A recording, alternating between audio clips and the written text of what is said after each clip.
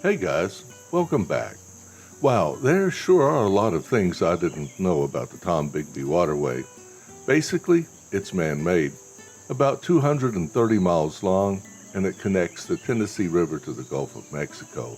And it required moving over 310 million cubic yards of dirt.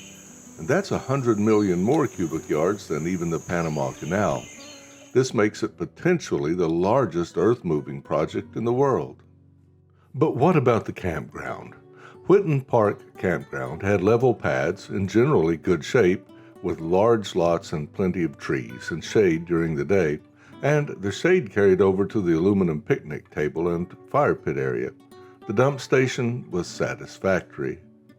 I had Site 16 in Loop 1, which was close walking distance to the water, and the Nature Center is right behind this spot. The great thing about that is the boardwalk is handy to walk down to the water's edge and the fishing piers, especially late in the evening or early morning. But if you can get it, Site 11 is the primo site on Loop 1, if you can book it. The boardwalk was lit up at night to make access to the fishing piers safe and easy. That was really nice. I enjoyed a few casts after dark, but had no luck really, and it didn't matter. Just sitting on the dock of the bay, so to speak, listening to the frogs and the crickets, who can ask for anything more?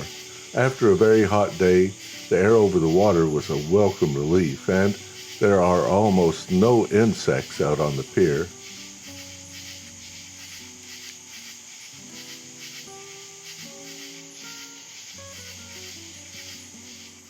The mornings on the pier were peaceful.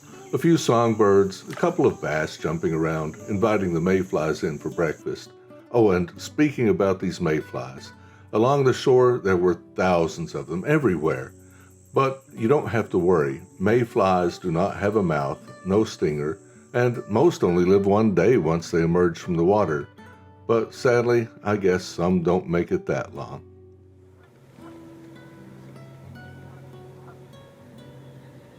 I had some Canadian geese to keep me company while I was fishing, and I'm not really sure how much help they were, though. And I only saw one barge on the river, and it was neat to watch it pass by. Otherwise, this was a very peaceful place.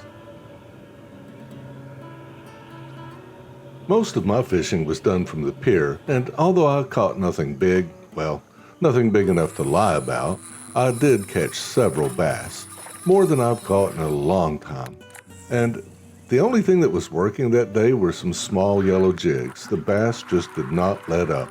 But enough about fishing. Some people, they fish their whole lives before they learn fishing isn't always about catching fish.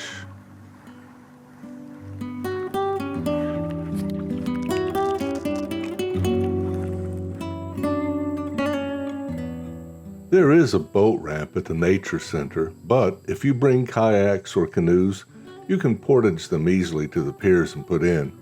If you don't have a kayak, be sure to bring a chair down to the pier for the sunset. You won't regret it. And although the restrooms were clean and serviceable, oddly the laundry was not open.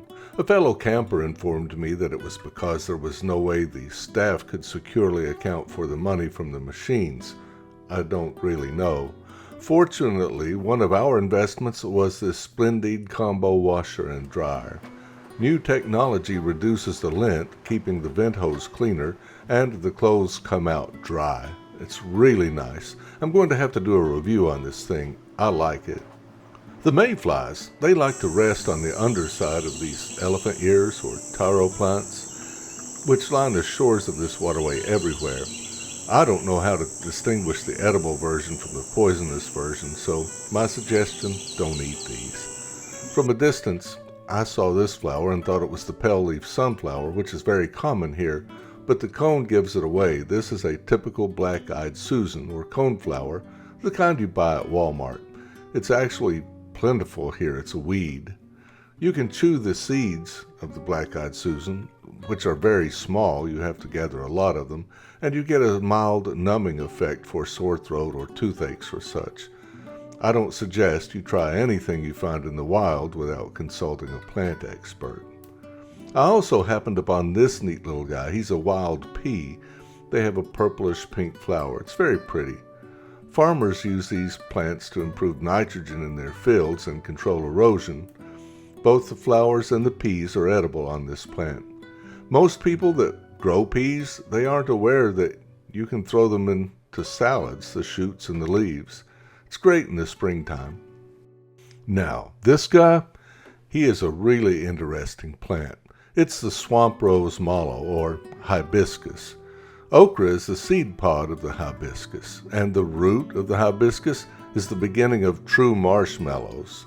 The Egyptians discovered this a long time ago.